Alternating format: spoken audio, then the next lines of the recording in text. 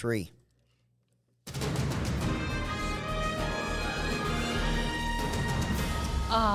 It is the first official week of summer. Yesterday we made it. This is Take 2. Heidi Hatch with KUTV 2 News. Maura, Carabello, and Greg Hughes. Greg Hughes sitting on the right, Maura, Carabello on the left, as it should be. Yes. So thanks for being here. Did you know that yesterday was the longest I was going to bring this up. Okay, fine. Go I ahead. hate the summer solstice ahead. because... Why? But when was the last time it was that long? This was what I was going to say. Oh, no, I wasn't going to say what you're going to say. Go ahead, then say what you you're going to can't say. talk.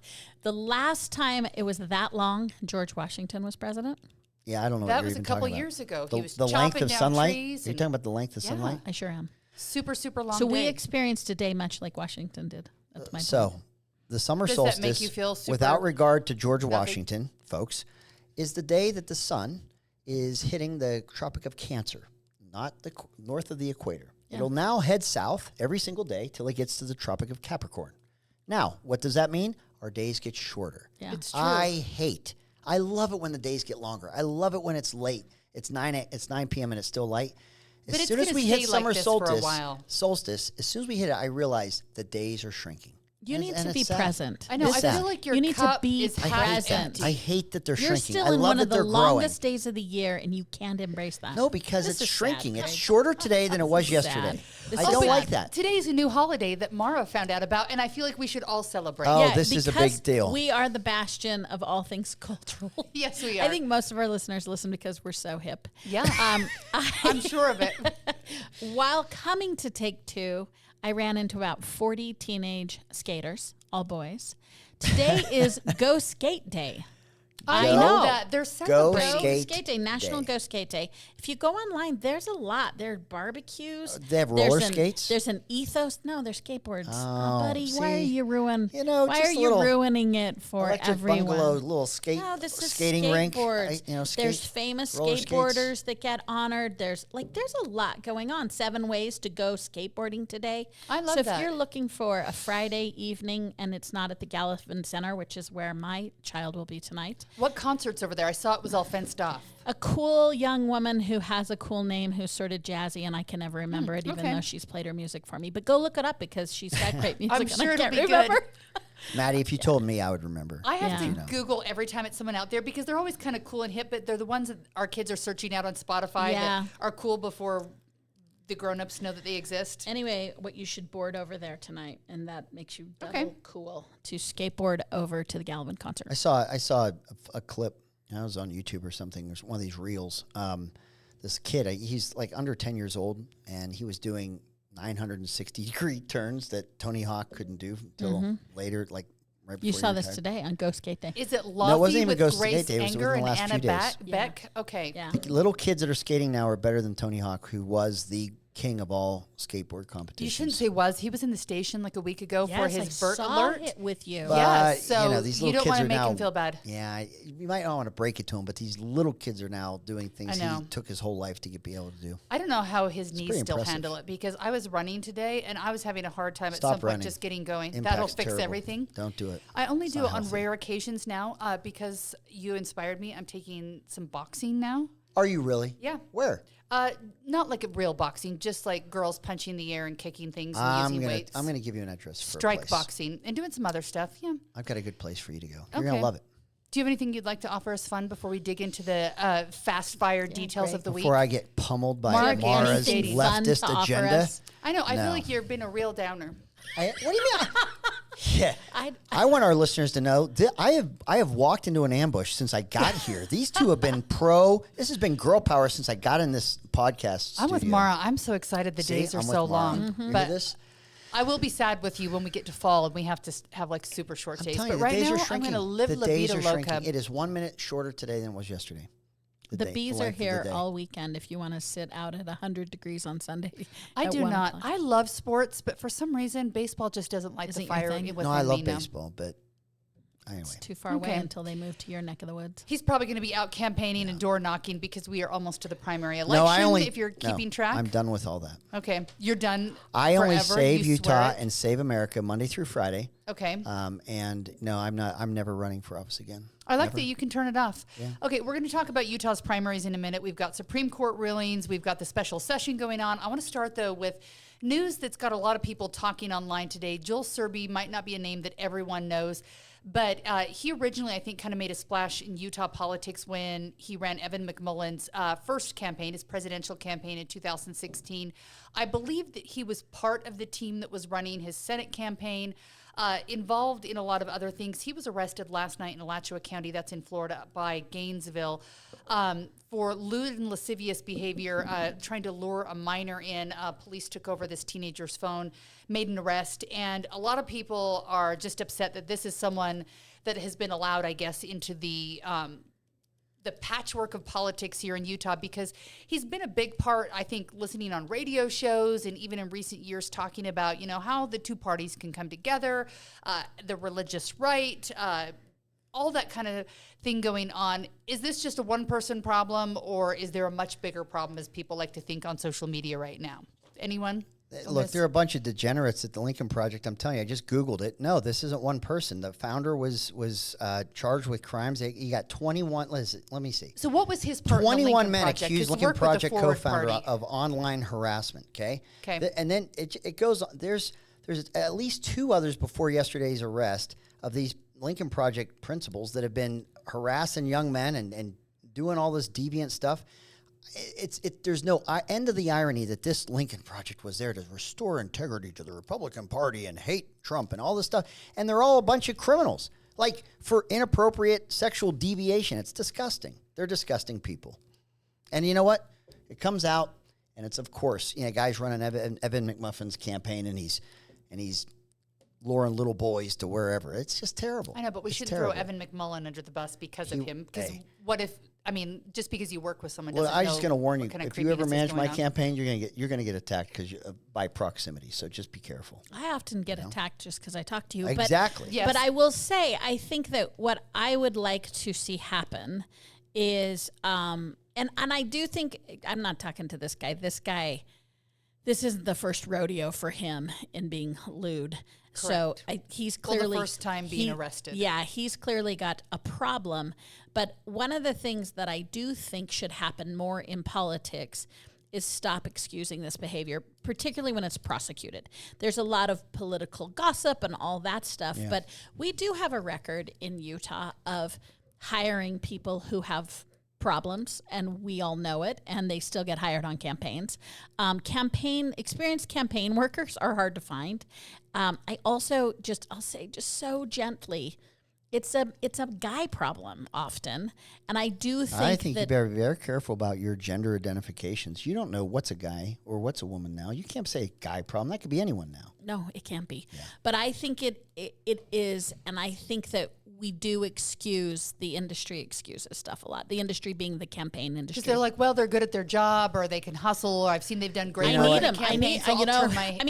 The Evan McMullen campaign team, it wasn't its first felony. And there's a lot of that perpetuated. And so I think we get very pragmatic, and I'm speaking particularly to campaigning, and that's slightly different than even politics and being a staffer for someone who's elected. I think that there's a lot of fast and loose campaign hacks, and I hope we do start. I like that we're covering this because the point is we should hold people accountable, particularly when they have felonies and particularly when they're dealing with minors. This is a bad dude, and he's been doing this for a while. It's frustrating because I think that we look to oftentimes, and I think even recent years we've been looking to these people who are trying to do no labels, the Lincoln Project, the Forward Party, that are trying to find a way forward that's not just the angriness of the right and the left. And I think they've been getting a lot of airtime, especially Mr. Searby, and he obviously hasn't been convicted in a court, but it's not looking good for him. So I think it's frustrating when you hear them speak and you go back and listen to some of the podcasts and the things they were saying and the standards they wanted to hold people to, and then you see this. So I just want people to be better. Well, look, this is part of I think one of the problems we have with, and I'm talking like presidential races or maybe statewide Senate races, things that have a federal nexus. There just seems to be this campaign and elections industrial complex.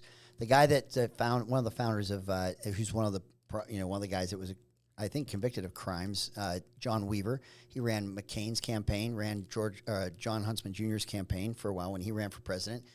They don't have to win. Like, you have this familiar crop of people, this just pool of people that are in these campaigns They get paid a king's ransom because I guess of what they know. But winning doesn't have to be part of the resume. They literally can go from losing endeavor to losing endeavor, and they look for these well-funded, these well-heeled candidates that can raise a fortune or have a fortune to pay them a fortune. And it stops becoming about the policy or the candidate and more about how these guys generate incredible generational wealth, getting these people to run and how much money they spend, but how much they take as their fee for doing it.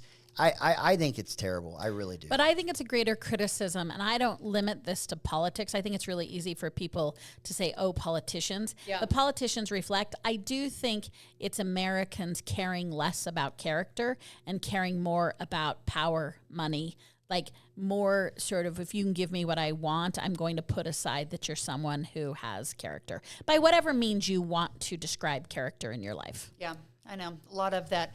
Well, we got to talk about the Supreme Court. We noticed this morning they're getting out those fences, putting them around the Supreme Court for rulings that are yet to come. Our assumption at this point is that is going to be because of the ruling that will affect former President Trump. Today, though, there was another gun ruling amongst a few other things. There was tax law.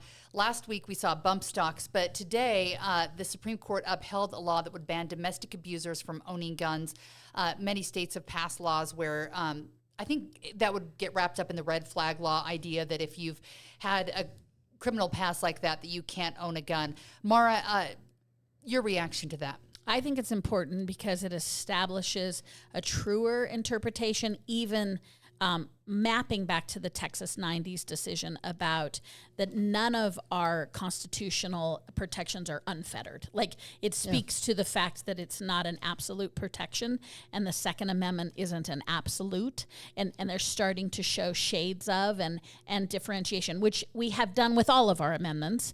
And so I thought it was an important distinction to the Second Amendment. So prior to this ruling, I've always been aware that there are certain felonies or crimes that if you committed, you didn't have the ability to own a gun, and or to do other things. So, when I heard this, as long as it's especially on a conviction, because one of the things about the red flag laws that were problematic was you could accuse just simply on an accusation. You could have someone's guns removed just on the accusation, and the degree of merit that came with that accusation was unknown.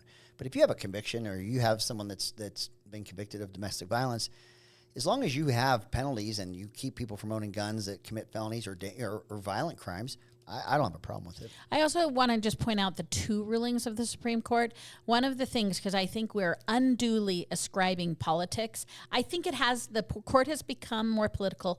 There's certainly some ethics questions we have for the first time, so I'm not trying to not scrutinize the court, but like I've objected when the media says this is a democratic justice. I think it's fair to say they're liberal or conservative. I think it's fair to talk about their judicial philosophy. But one of the things I like about last week's ruling on guns and this week's ruling on guns, they kind of came down on either side if you were a partisan on it, but what it shows is they were looking at the law, which is what they should have been looking at. It was an interpretation, not a political interpretation. And we're talking about the bump stock ruling. The bump stock ruling. Like, just if you only heard it from political frameworks, these guys interpreted the law, which is what their job is. I thought that, it's nice to hear you say that, Maura, because I think that bump stock law or ruling said, look, you had an administrative rule that said that these bump stock guns that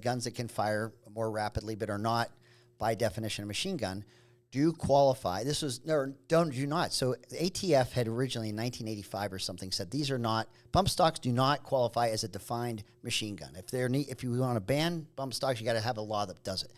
They had that ruling. They had that opinion expressed multiple times. ATF did, and explaining why it didn't fit the federal law. And then in 2017, I guess, they changed their mind and said, no, it actually does.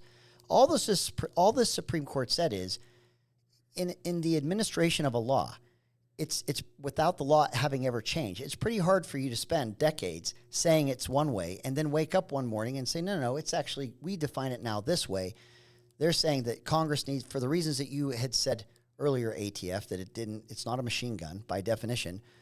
We have to encourage Congress to pass laws that would ban it, and said maybe those laws would have been passed if this new interpretation of federal law didn't just The arrive Supreme in 2017. Court was criticizing who made the decision, whether it was the executive branch with the ATF or Congress. Right. I will indict the Republican Congress who this week took a pass on what Donald Trump actually didn't take a pass on. Trump said no. Love Trump. You're so Trumpy right now. I love it. Take a mental note. Asterisk this part of the shame on the program. Republicans for something that has national consensus on, which is but Congress look, should take action that's the arena on it should be in, and I think the Supreme Court justices rightly showed that it is a legislative decision. Let's let them put the job on them to some degree. And then to your point, Maura, if they don't act, then you can criticize that. You can either be happy about it or upset about it, but that's the arena that decision should be made in. So we have one more week. The Supreme Court has 2 or 3 big issues. The biggest interesting one will be our president's immune from any prosecution.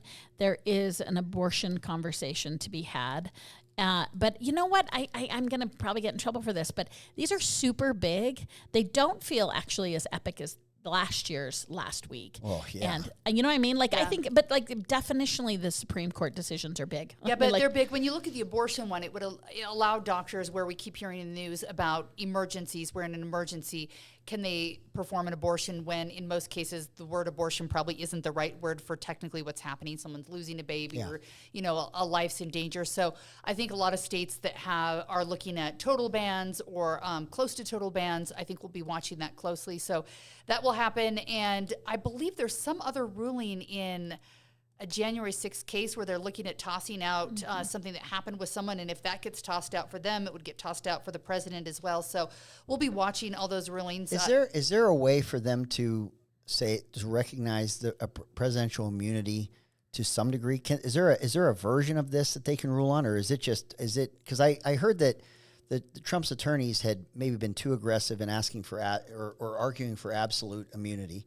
And the justices, and when this was being heard, said, well, what if you said, go kill that leader of that state, or did something that was, and they used a logical extreme. Yeah.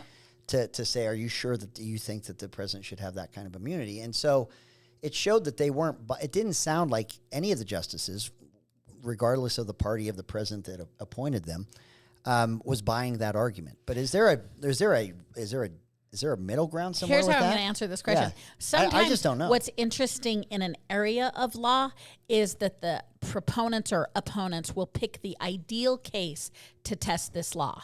I think this made it this far because of Trump. And to your answer, I don't think it's the ideal case to test the immunity law if, in fact, you want to lay claim to some immunity. Because my understanding is the assertion is absolute immunity. And that seems like it's going to be very hard. They can pick a middle between, to say no matter what the president. I don't know what the legal. I don't know what the legal pathway would be, but I would imagine that there's intuitively there's some immunity, but not to the degree. Here's also being where asked. I think those on the conservative side, the founders actually did speak about the presidency more than others. So we have, if you are on the conservative side and you are really about the founding documents. I think this binds you up if you want to lay claim that. But you're not an originalist, so you're not bound that way. I am not bound at all. Definitely cut that baby in half, right? I can cut the whole thing apart. It's a living, breathing document. Amen. Yes. All right, cutting babies. I knew you thought that. I parented with that cut the baby in half scenario once with our dogs. Our kids were fighting over the dog, and I said I was going to cut the dog in half. That was a bad parenting moment. It didn't go well for me. They kids still bring it up. That was nice. That's very biblical. They're older now. They're still saying, remember when Mom wanted to chop the dog in half? That was very 10 Commandment of you. I did not chop the dog in half. But yeah, I think that was one of the moments I may have scarred my children. Okay, so we're going to be watching the Supreme Court, and hopefully when we meet next and we're talking about the primary elections, we can talk about those final decisions as well. The special session's been going on. They were looking at the coal, what's the word? IPA. Yes. Right? No, IPP. IPP? Yes. My brain could not think of the whole thing. Sorry. But there's an undecision on the decision, right? We're kind of in some middle ground right now with what's happening there. The state is going to prevail in saying that you have to sell it to us. They just don't have a plan yet for what to do with all the excess yet temporary energy. It's not, so I'm going to be contrary to my stereotype. It's not a horrible idea. I think the Utah and the United States should aggressively move to fuels of the future. But I do see the logic in Utah saying, what do you say we have access to energy in the meantime? And I think that's the goal of the legislature. I think penning out this agreement, because the structure is so complicated, is going to be a challenge. It is, but they're doing. The state needs to insert itself in this area, because the one thing that I think if they didn't, you could find yourself with high bills. Yeah, because you're not going to find yourself. We don't without have energy. the runway for before you go to alternatives and only alternatives, you better have your pathway for affordable energy. Here's and we enjoy such lower costs in energy than other states, and maybe we don't realize that, but we'll feel it if we lose it. We also subsidize a little. The thing too is, I don't think it's about pitting types of energy. I think it's about pitting durability of energy. So we talk about it's the challenge with solar and wind is there's a seasonality to it. And I mean, I'm pro small cell nuclear because it's the only thing that has some durability to it. And I just think it's environmentally like friendly. all the above, like all the alternatives should all be on the table, but you've got to have some track record of how all that's going to work, seasonal or durability, whatever it may be, before you lose your core generation of power that we're enjoying. My at a only lower problem price than is other this states. new chapter of big government Republicans where they think who should be crafting that is the legislature. I would love to see the legislature instruct people who actually have area knowledge, because they overstepped their bounds, I think, in thinking that they're the only ones that can craft policy that they don't understand. I don't think it was big government, state it is, government. I think what it definitionally. is that they're trying to react to big government Biden administration, No, EPA. no, they're talking about Utah on Utah. They like to wave the flag, but this is as big government. You tell me that the Republicans have not grown the size of their own infrastructure and the reach of themselves of the 104. And you know that to be the truth. I'm not talking, you're talking Don't generally. Because obfuscate. Republicans usually want people to compete and do it on their own and Not have the this government get generation. involved. We do. They Not still do. this They generation. do. Okay, well, let's Big talk old about babes. the federal government versus the state of Utah and Title IX. There's a resolution to override Title IX regulations for the LGBT plus students, and that's the bathroom law, and that is in disregard to what happens on a federal level. Greg, have they made the right decision here to go against the grain? Yes, 100%. And it's not broadly our protection of women in sports. That is actually the reason why they are inserting themselves here. It's because they don't think that boys should be competing in girls' sports and that they're taking opportunities away from women when they do it, or going into their bathrooms, or whatever the new Biden administration wants to call the protection of women, which includes people that are not women. That's not the way the law has been enforced up till now, Title IX, and I think they're well within their right to protect women, to protect girls in sports, and do what they're doing. I'm glad they're doing it, and they're not alone in this. Other states are doing it as well. Yeah, there are a handful of other Republican states who are virtue signaling and cultural signaling. There's no problem here. This is a continued attack on a really small group of people who didn't ask for it. It is unconscionable and unmoral. The fact that we're giving away almost $700 million so that you can make a moralist cultural argument not a is moralist, just it's heartbreaking. biology. So here's what we know. Here are the facts chromosomes. that we know. The two things we're really afraid of. We're afraid of our young women, and they're girls, our girls competing. There are exactly 4 trans girls in this scenario, none of which have the physicality to fit into the categories. So that's not an issue because we have not shown that to be a problem. So then the next shill we're doing is the bathroom. The Republican auditor has said over and over there are no substantiated claims on this. There is no factual basis for this at all. And the fact that you can suspend factual basis in order to make some campaign points and to hurt children in this, no, it's not cynical. I'm basing this on actual facts. So if there were Show five, me a if there were problem. 5,000 Show people me that one impacted, you would be all for it. Show me if there one were girl. 5,000, if there were I'm 5,000 just boys asking you to who are substantiate your having claim. gender dysmorphia, would it then be good to ban I'm them then? asking you to substantiate the I'll claim do it right now. that there's a problem. Absolutely. Government typically either overreacts or does nothing. There is no okay? problem. But you don't wait What are you till there's responding 5, to? because I'll tell you, it is intuitively, you don't have to, you can see this train wreck coming a mile away to know that you don't want boys and girls restrooms. You What don't want all train this. wreck? But you don't wait until you have 500, 1,000, Greg, 2,000 you've had the in bathroom Utah, bill and for a then whole create. cycle, and not one And then- substantiated Well, claim so has you're happened. telling me, Okay. that's because There's Auditor no Dougal's evidence of a process problem. might be There is part of the no evidence. You inability might to find it. wish there were, but there is no evidence Look, of a that's problem. like saying So when here's you a have question in the identity news theft right now. provisions and there's no identity theft, then you didn't need the law that prevented it. That's There's what you're no saying. evidence of a problem. You don't wait till there's a giant problem and then ostracize There's or then no kick out people that evidence are of a using it. problem. Okay, taking us it's away a from firewall. schools, let's talk government buildings because I believe this new law covers all government buildings. You were being so reasonable Which up makes till now. me wonder this Jeez. week. Okay, so this is a serious topic. We had that murder in St. George. Colin Bailey, who officially changed his name to Mia Bailey, is now a she under state guidelines, is accused of murdering her parents in cold blood. Pretty awful case down there. A lot of the arguing online right now is over transgender issues, not the fact that parents were murdered in cold blood. But here's my question with the new law. I don't know how many trans people we have in our jails or our prison system. My question is, in this case, because we have this law now, let's say, would they normally put Mia Bailey into a women's jail or into the women's prison? Or does this change now because of that bathroom law that they would now put her, who is now legally changed in the state's eyes, to a woman in the men's prison? Does anyone know the answer of how that would work under this new state law? So what we're not accounting for is enacting of the specific law, but if the state has agreed that she is now a woman legally, then she would be put in the women's prison. As of 2023, last July, the state.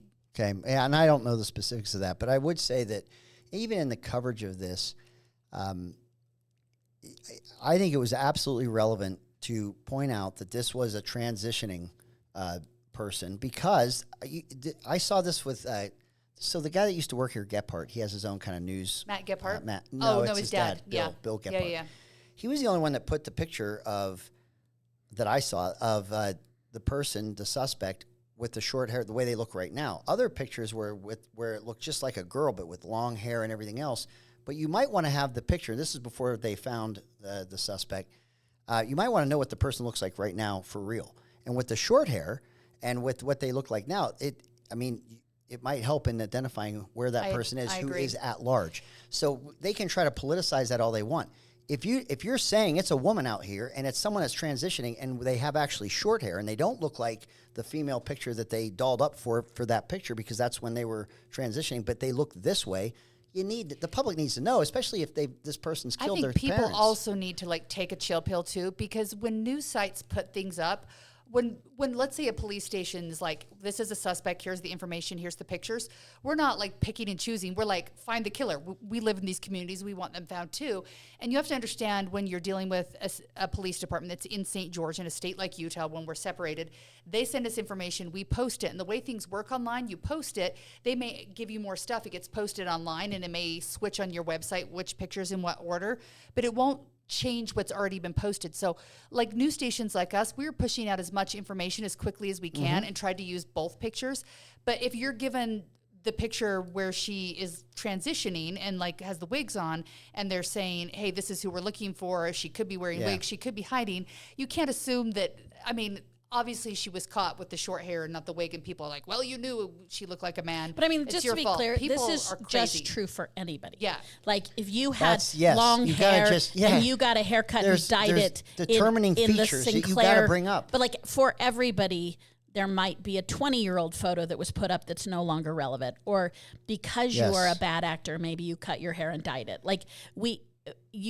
I'm just saying When you're that's running and not hiding from unique police. to trans. You should just be, when we're looking for people. To your point, Heidi, though, everyone's just sourcing what they can on these bad actors. But I don't think being a trans person, it is true that her look was so That's different. What I'm saying is that's her look is relevant, but it's not relevant. If you said that a female did this, it wouldn't even dawn on anyone that it might be a more masculine looking or short hair or someone that doesn't look, it isn't a woman per se, or they wouldn't see it right away that way. But it's like when they do the artist, when you said that, I thought of this. You'll have artist rendering of someone if they think they cut their hair or something and what they would otherwise look like.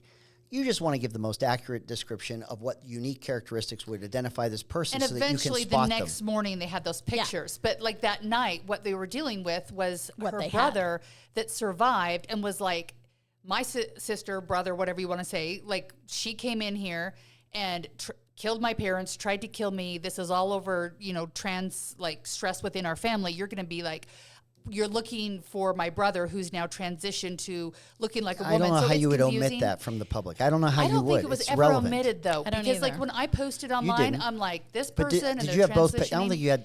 When I did you originally have- posted, I had 0 pictures. I Right, posted right. information about a That's what I description, read. probably wearing wigs, that kind of stuff. So I just think sometimes people get so caught in their like trans ideology of wherever they're at that they just like can't like take a step back and say, oh, the information's changing. This is happening overnight. Well, newsrooms don't have a million people working. They're uploading pictures.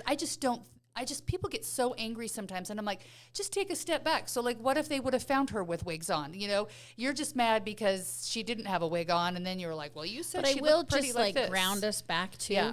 this has 0 to do with an 8-year-old trans girl Yeah. who wants to play soccer. This has 0 to do with this. Title IX only works for the 8-year-old.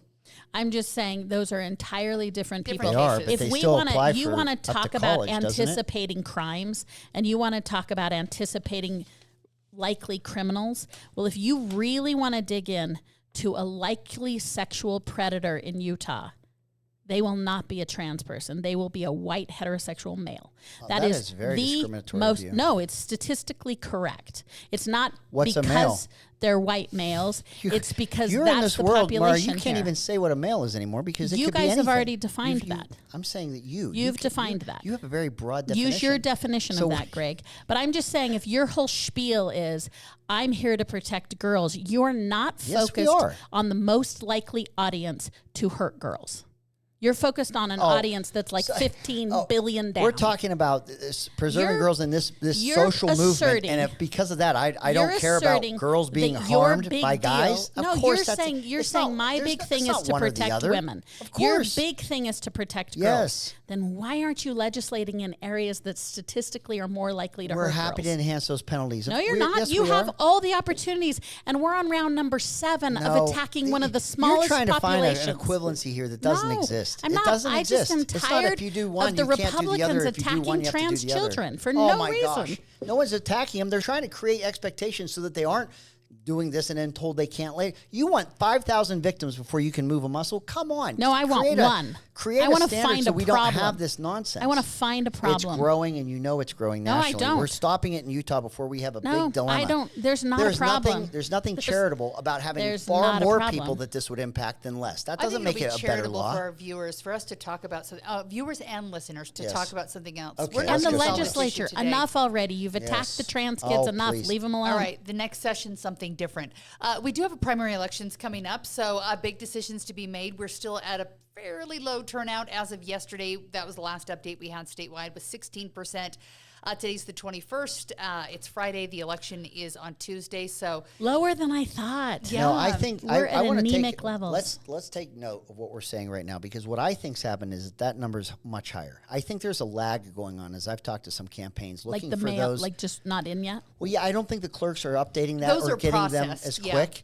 And so I think there's a real lag on what that voter turnout is, because as some campaigns are drilling down, and these are smaller jurisdictions, not statewide, but Yeah. this is like, say, a congressional race, they're seeing of a percentage of people that voted in 22, they're looking at a number that's closer to like 49% Already? of the number that have voted in 22. So they're saying it's going to be in You see the what I'm- mid 60s. So not a percentage, Heidi, of registered voters, but if you were to take the number that voted in 22, which is our large, and you look at how many have voted today compared to that number in 22, it's about 49, at least in this one jurisdiction, it was 49%. which jurisdiction? Spill the beans. What No, that's congressional district? proprietary information. I He's can't share that looking All right. at CD3? congressional 2. No, he's Oh, looking 2. at CD2. You and don't know. So, I do. And so you're thinking that we will get, They had to get those numbers. They couldn't get those numbers from are the we going to official site. exceed Yeah. 22's numbers? Yeah, I do believe That's what you're feeling. Yeah, they're estimating it's going to be a little high, not tons, but a little higher than 22. So that's actually going to be high 60s then, right? Am I making, if I'm remembering my math, right? what will be? For turnout. About 60, high 60% What of was it in total 22? registered voters. What was it in 22? I feel like it was low 60s. Okay, I it'll be haven't higher even than looked that. it up yet. So the modeling, I think that a lot of this isn't unique to one campaign, but I think that the modeling is saying. Sources close to me. I think the 2020 with a governor's race and 22. a U.S. and a 24 is going to have a higher turnout given who's on the ballot: governor, U.S. We've Senate got a lot of races than we did in 2022. This race is going to capture a little more attention than Interesting. 22, so the turnout would be a little higher, a Yeah. little bit, not a ton, but a Yeah, little bit. And if you were to take just the 22 numbers, you're looking at 49% have already voted, but it could be less than 49 if a larger number. I was kind of thinking that maybe people were just kind of holding off where the indecision, where they hadn't quite figured out who they're voting for. But if people have turned their ballots in, that's not the case. So interesting. All right. Yeah. I wish I could see the internal polling because, I mean, obviously the campaigns know more, but I'm so interested in several of these races to see which way they're going to go. And we only have a couple days. And then I'm we'll know. surprised that nobody is leaking, maybe they are to you, leaking CD3 polling. I've heard nothing of internal polling. The Senate, everybody seems to understand where the polling is on the Senate, but I've heard nobody polling and leaking So on 3. if I were privy to numbers there, one of the Hypothetically, what would you hesitations hypothetically is that say? you wouldn't want to be wrong because you haven't heard any confirmation or I any. know. What I've heard, I have no idea if it's right or wrong. Yeah, because because to your point, I haven't heard other On the sources, street, so I know. I don't know what to compare Usually it to. by now there's some, stuff on the street. I will say, because I'll be careful, but I will say I think that race has turned to a 2-person race. 3. No, 2. No, sorry, the CD3. CD3 has turned in is Tell kind me of okay, a 2. to the Who people. are I your can't- 2? I'd have to kill you. I can't tell you. He thinks it's Kennedy and Case Lawrence. Do I win? I don't know. You might have great political acumen as a former campaign and elections operative, that but incorrect? I will not confirm nor deny. That is correct then. I heard a CD3 ad on the radio when I was driving in that I hadn't heard, and I laughed out loud. Is it Frugals? Yeah. Oh my gosh, his ads are hilarious. I don't haven't care heard what them. any. I haven't oh, heard they're them, and I so live in funny. CD3. They're funny. Where'd you hear it? He's Where really did you hear digging in. I was listening to, I want to say, I may have had KSL radio on when I was driving in. Oh, I never listened to that. So I And, would never have heard that. I never listened I to just that. laughed. Stop It it. was Pretend about station. how cheap he was, like buying his kids a turtle because he could feed it less So than their he kids. I has forget what. It was rerun funny. his So audit those are ads. those auditor ads. And he Yeah. says at the end, he comes on kind of live mic style and says, "Hey, I'm rerunning my auditor ads because that's how cheap I am." And then he talks about the federal government should stop spending. That's why you should vote for me. I thought they were funny. I thought it was a very funny shtick. I laughed out loud. And honestly, I don't hear a lot of the local ads. We've talked about this before, but at the station, I have my TV on mute on my desk when I'm working. But when we're on set during our newscast where a lot of those political ads are running, it's blacked out on our TVs and our ears. We can't hear it. It's so that we can communicate with our producers in Yeah. between. So I don't hear as much as other people do. So yeah, I laughed. I'll when tell you heard where that. I heard it, but I can't because it'll embarrass me. Oh, where you heard it? Were you listening to Red Meat Radio? Oh, of course not. No, to be honest, a couple of listening to my show, I've weren't you? needed to do That's a so lot nice of of you. writing this week. Welcome home. So sometimes when I do writing, I just throw up Pandora, which I understand Oh. is an old person's thing. I love Pandora. I'm not And ashamed of Pandora at all. I I've got heard my him stations several and everything. times on Pandora. Okay. Yeah. Yeah. Well, that's They're smart. everywhere. I love Pandora. Well, All right. Well, that I'll be makes us interested to hear old. there. So I want Greg. to talk a little bit more about the drama that's going on social media. And sometimes what's happening on Twitter is not what's happening in the real world. But the Lyman campaign right now, I want to talk about 2 different things. They have an ad running right now, which I thought was interesting with Cox, with what's happening right now with the immigration issue and Denver sending some of their migrants to Salt Lake City. They point out that Governor Cox has sit-downs and shoots commercials with the governor of that state disagreeing better and talking, and they obviously have this conversation, but they're not talking about this where they're fighting between a governor and a mayor. Good ad that helps his campaign, or meh, Too complicated. too complicated? Yeah, so Too in the this is what weeds? always happens is that people get way too complicated about it. And if you're tracking at that level, if you're that high information of a voter, Yeah. you're I not agree. an undecided voter. So right now you need to just be shouting your name and things that reinforce and shouting your name and things that reinforce. This is way, as Greg would say, this is 5-dimensional chess when right now they should be playing checkers. Correct. They need the basics, like Thank you. whoever sent me a mailer today right. with Trent Staggs, like in black and white, and like his mouth hanging open, looking like, I always wonder where the campaigns find the worst pictures of their Right. opponents, So and then they can send I them ask out. a question to the smart, political Ask Maura. operative here, Yeah, 'cause that's what she's here for. It's I'm glad you So- didn't say so Ask called. Maura. So, So no, I called. actually respect your acumen in this space. So I've seen polling. You said you saw polling for Senate, so you kind of know where things are going, right? I see this as Curtis's race to lose. He's doing very well. He's found a lane that no one else is occupying. So, and we've talked about that over the weeks. So who is paying for anti-Stags ads? Because usually when you see that, that means someone's surging, someone's starting to nip your heels. I don't know that that's the case. So who's paying? Who's paying, and what's the motivation behind going after Stags? So I don't get it either, because I don't think it's money well spent. He's not got that momentum. Yeah. He's capping out at numbers that aren't scary. No. So here's the other thing. I'm going to turn this into a complaint to our listeners who work at the elections office. I love the state elections office. They're tremendous and do a great job. But I'm going to complain about the last few cycles. I have looked up some picks and packs, and they basically have zero information on them. And when you look up this pack, it has it doesn't even meet the minimum requirement. So I looked up the pack because I look up packs. Yeah. And I'm just saying we gotta have a little more accurate information on our packs. And I don't understand though the logic. I think you're burning your money at this point. Is someone just mad at a comment made at the end of a debate? So do you know what I think it is, if you want to know the truth? I think it's DC long haul against it's PAC. You know how we've had PAC players in Utah for the last 4 cycles. DC money. I think this is DC money talking to DC money. To be too inside baseball about it, I think this is a message to sort of the far right from a moderate. So I'm going to say Mike Lee money versus Romney money, or Mike Lee's probably not good because I don't know that Trump and Lee are aligned, but like it's Romney money versus far right money. And I think it's a well-heeled pack that's sending Republican inside baseball jurisdiction acumen questions about which candidate. So I'm going like 12 degrees of deep throat craziness here, because there's no front payoff for it. Yeah. There's no voter payoff for it, in my mind, like you said. Yeah. So I think it's DC PACs fighting to each other. Red Utah. Or did they raise enough they don't have anything to spend it on, so they're just deciding to go How there? could that ever be a case? No, it's not. Like, right? So you and I are quandering the same thing. If you have money to burn, I am send so it to confused. my house. When I I went saw those into attacks, crazy I thought, town where I was what? like, wait a minute. My view of the world is that there's DC money looking at what kind of a red state we are. And that is where I went. What kind of red meat are we? Interesting. It is an interesting time because Trump and Lee, as we know, are aligned with each other. But then we saw Trump back Celeste Malloy after Lee had backed Colby Jenkins. So it's an interesting cycle. I just love any candidate that has where Gary Herbert and Derek Miller get to be arm in arm with Donald Trump on any kind of effort. They all support the same person. And I don't know that they all like each other. I don't know if Derek Miller and Gary Herbert are just giddy about Trump. But there they are. They're supporting the same person. So I wonder if they're uncomfortable with that. I mean, honestly, I wonder if people that would not have associated Celeste Malloy as a Trump, and Trump endorsement and supporter and all that, I wonder if they're all comfortable in the same room, hanging out. I feel like Trump's endorsement doesn't matter as much. I'm not saying it doesn't matter. You would hope, right? I'm not saying it doesn't matter. Nail. But I feel like last cycle it was like... Now I'm like, yeah, okay.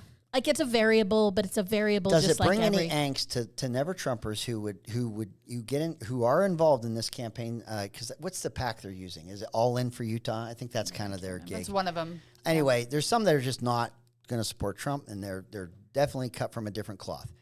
When they find themselves supporting the same candidate as Trump is supporting, does that create internal angst at all, or even voter angst? If someone that doesn't like Trump that likes Celeste Malloy, are doing so many mental gymnastics about Trump anyway. I don't think they know how many times they've changed their mind. Huh. I mean, the values and moral machinations you've had to go through to have Trump lead your party. No, I have gone through zero. I just took 4 years of a presidency versus the next 4 years, and one was way better than the other. That's it. I didn't get any deeper than that. That was checkers. Well, I'm taking you deep here on the gubernatorial election. This is obviously Cox's election to lose. Lyman's campaign has been kind of making waves on Twitter and Facebook right now. I don't even know what to call them, if they're accusations, if they're just trying to make noise, if there's reason to listen. But Natalie Clausen, who's his lieutenant governor candidate, is posting most about this. And they're talking about the reason why Governor Cox is on the ballot, because he got his 28,000 signatures. They're saying that they want to see the signatures because his, pass rate, I think, was 85%. They felt like it was too high. I look at those numbers and think, okay, he's the only candidate collecting signatures. There's probably not a lot of double signatures getting thrown out. They're saying that whoever collected his signatures was the same company that's under criminal investigation in Washington County. So they just want to make sure that everything's on the up and up. If you don't know a lot about voters, some people can protect that information. And so when you ask to see the information, those voters who have their names are protected are kind of blacked out. Their campaign's been told you can't see them till July. They're mad. They want sunshine laws to see them. Greg, you're first on this one. Should they be able to see all 28,000 people who signed, or is this a lot of bluster to get attention right before the election? No, I think these are absolutely valid concerns. Look, so the way a lot of these signature gathering companies work is that they don't just come and ask you about one candidate. They get paid by the candidate. So they have a list of candidates that they're working for. So the 127 names that were removed because they did not match the voter registration signature and were believed to be fraudulent and are being investigated. In Washington County. In Washington County were related to State Senator Don Ipsen's race. This explains to me why he didn't have signatures to qualify for the ballot, because everybody was surprised that Senator Ipsen didn't have signatures for the ballot. Well, they had a lot of them removed. It's very reasonable to believe that 127 that were found for Don Ipsen were probably on the same page that the same gatherer was looking for signatures for the governor. I think Gather did the governor's. Did this company do? I think they did Spencer Cox's too. So if it's the same company and they've had signatures qualified statewide, but on the county verification, at least 127 were removed, it is not an unreasonable question to see if those 127 were removed with the other scrutiny from the other elections clerk, which I think because Deidre Henderson, the lieutenant governor, is running and on the ballot, they had the county clerk from Davis County do it. So I think that's a very reasonable question. And I think this is the worry about there should be a lot of transparency and all of that is associated with signatures to qualify for the ballot, all this stuff.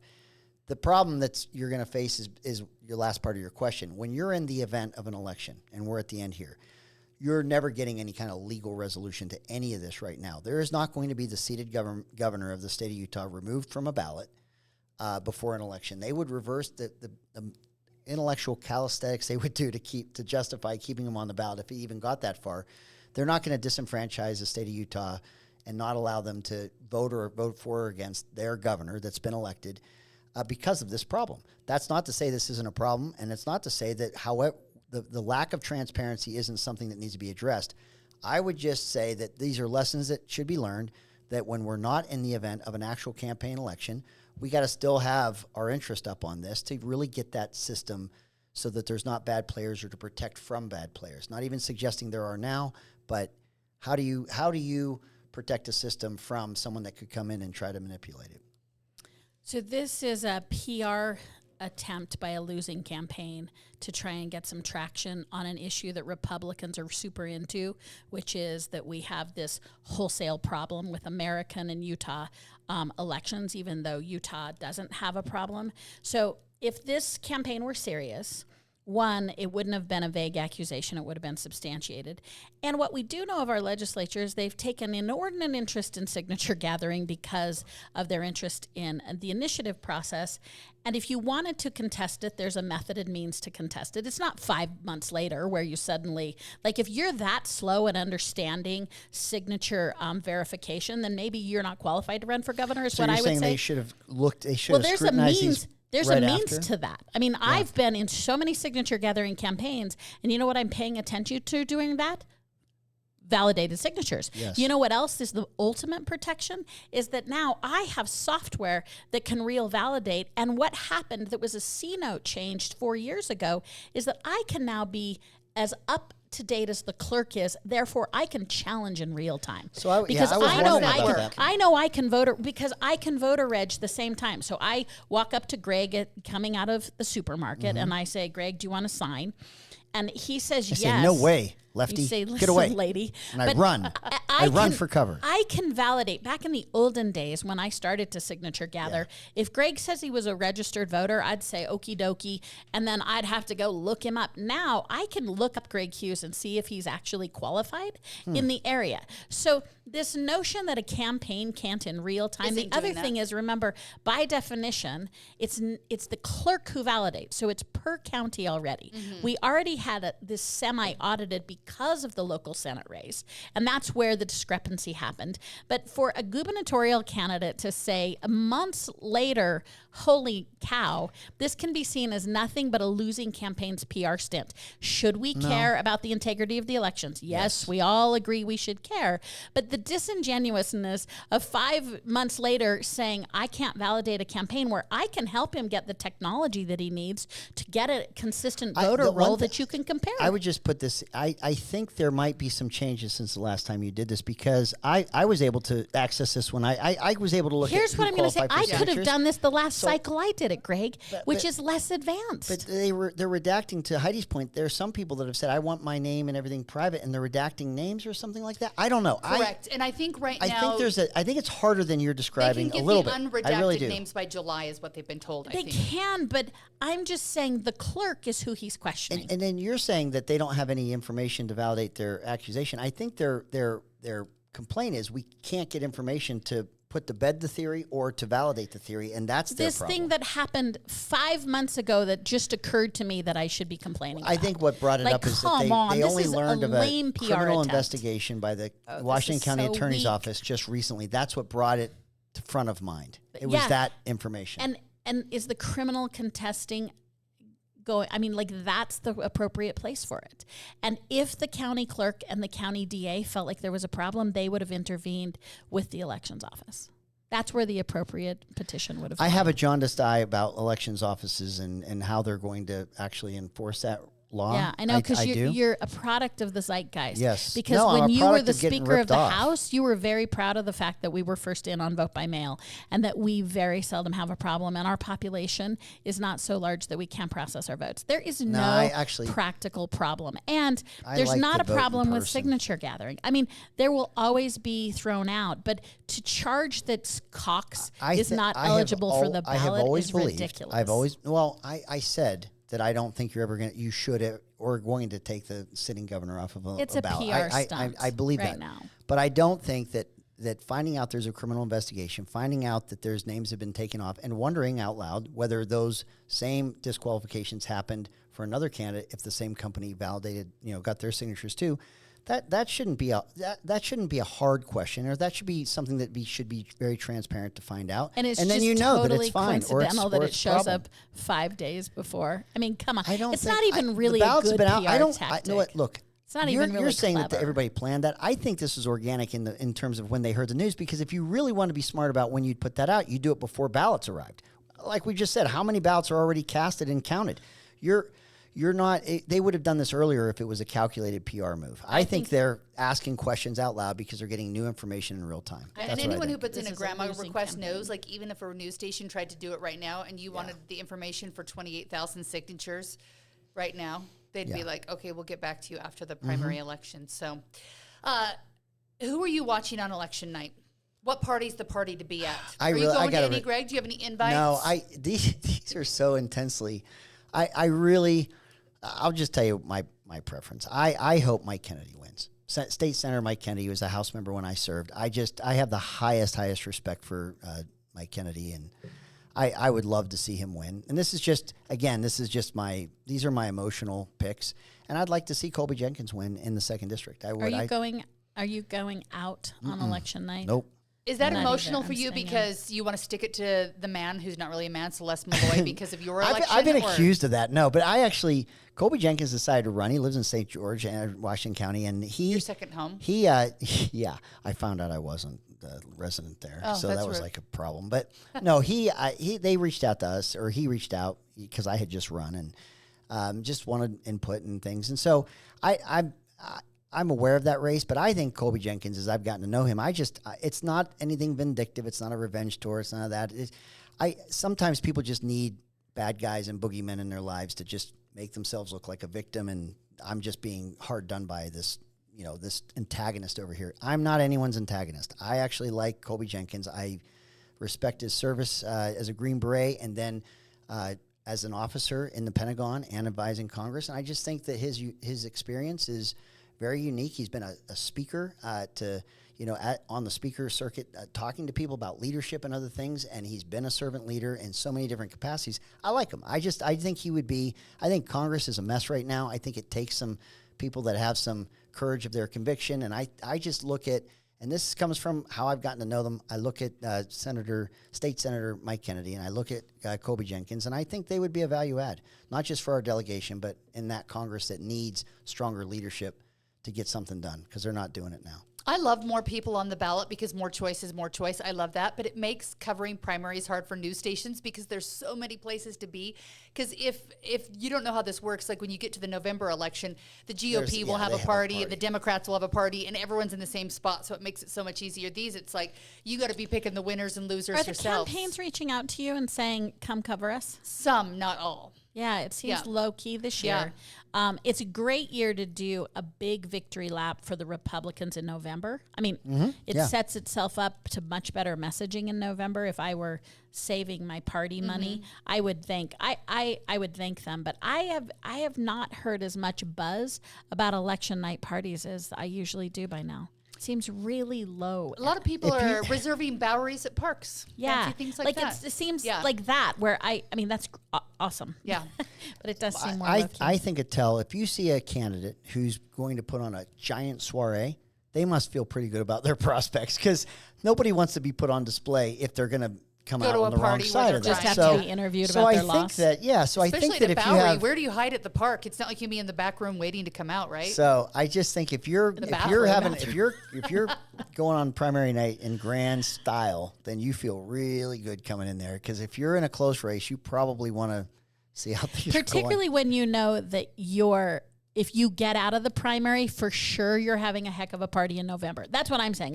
That's sure money where I'm wrapping myself in red, white, and blue and speech making the whole way in, because I have the confidence of knowing that. I would low key my party even if I thought I was winning, frankly. I just made that observation thinking of the candidates that are running now, but I didn't follow that rule. I actually had a grand old party. Right. I didn't think in 2020. You also always thought you were winning. I know. I was totally convinced. To your credit. I could have been blown over by a feather that I didn't win in 2020. But I did. So many people had worked on that campaign. I wanted to have a thank you as well. So I had a very big kind of gathering, but that was really as an expression of thanks. I don't think I was invited. Now that I think about that, I don't think you were. That's rude, because Maura's your friend. I'm your friend, but not on election night. That's actually not true. I'm shocked weird now that I think about this. I don't know. I don't know. I'm not going to look at you right now. I think I invited you. I think you didn't. I think you opted not to come. Yeah, that's interesting. What I'm You're going to stick with that. Well, I'm excited to see what happens. Maura, do you have any calls before we call it a night for tonight? No. I mean, Curtis, I think, is going to win Senate, but that's not like that exciting of a call. I am going to give a final shout out to our listeners who don't need this. House and Senate, local House races matter more than the Congress does. And we actually have some competitive races, and competitive for House and Senate local races are all within the party. Yeah. So, and the differentiation your taxes, your schools. Yeah, and it's about the kind of personalities you're picking. Are you picking people who want to get things done? Are you picking what kind of person really matters right now? And we have quite a few local primaries. It is true. All right. Yeah, I think hard work in smaller races carries the day. I think the candidates that work the hardest win in state house races, Senate races. But yeah, I think if you've met a candidate and you've had a chance to speak with them, I think that goes a long way, and it should go a long way. If someone's made the effort to get in front of you and make their best case, I wouldn't hold it against any candidate if they weren't right on every single one of your issues, because I would take a candidate who can tell me the truth and tell me where they are on an issue, then try to figure out where I'm at so they can lead me there. You don't want someone spinning you. I'm going to tell you that's the worst tell of someone that's running for office, is if they just want to know where you're at. So they agree with you. They agree with you all the time. No, that's not statistically possible, and be worried about that. All right, let's leave it on that. All right, everyone, get out and vote. You've made me excited that we might actually have results. I know what's going on here. Oh, that was the wrong button. On election night, Homer Simpson, simmer down.